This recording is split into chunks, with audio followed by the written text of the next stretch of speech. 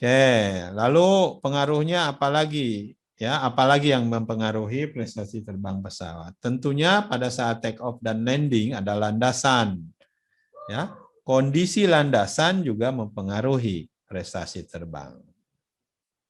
Ya, ada yang landasan yang kering, ya, ada yang rumput, ada rumputnya juga yang kering, ada rumputnya yang basah, beda.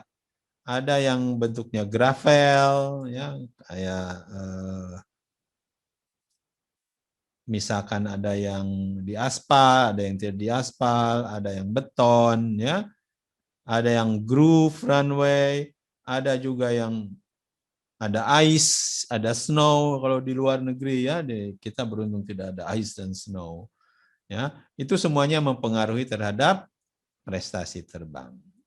Ya, nah ini detailnya dipelajari oleh seorang pilot. Ya, misalkan ini hanya sebagai misal, Cessna Mustang, pesawat Cessna Mustang, dia bisa mendarat atau take off dan di dry 3.000 feet, ya.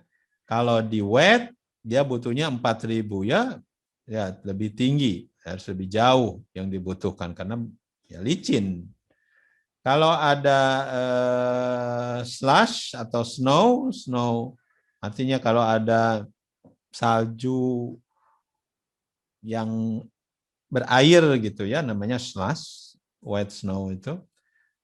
Lebih jauh lagi yang dibutuhkan hampir 5.000 feet.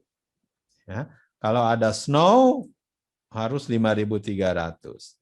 Kalau wet ice ya dan lain-lainnya. Jadi angka-angka ini akan makin jauh artinya tergantung kondisi runway. Itu mempengaruhi berapa landing atau take off runway yang dibutuhkan.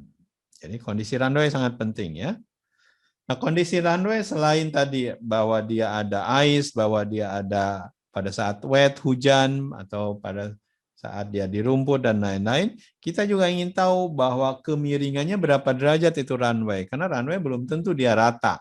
Ya, kadang-kadang kalau di pegunungan dia naik gitu, atau mungkin dia turun. Ya, itu namanya slope. Ya, slope-nya berapa derajat, Anda harus tahu di runway tersebut. Lalu di runway juga kita harus tahu ground roll, ya berapa jauh itu. Nanti kita lihat ground roll itu apa.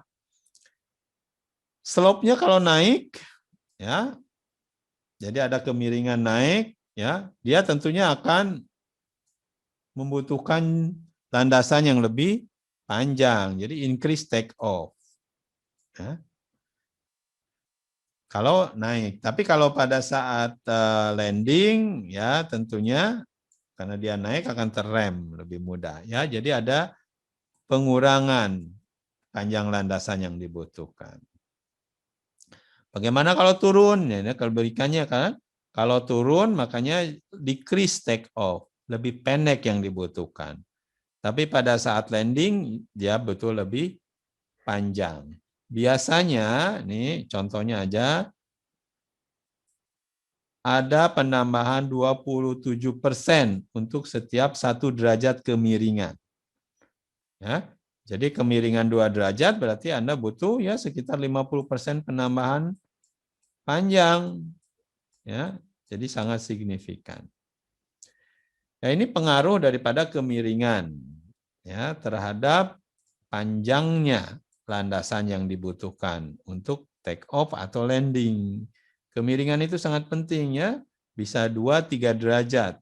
Nah, itu karena pengaruh derajatnya ini ternyata tinggi juga, bisa 10, 20, bisa sampai 30% pengaruhnya ya landasan yang dibutuhkan.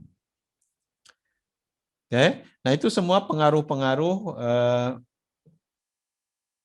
turbulence sama landasan terhadap prestasi terbang.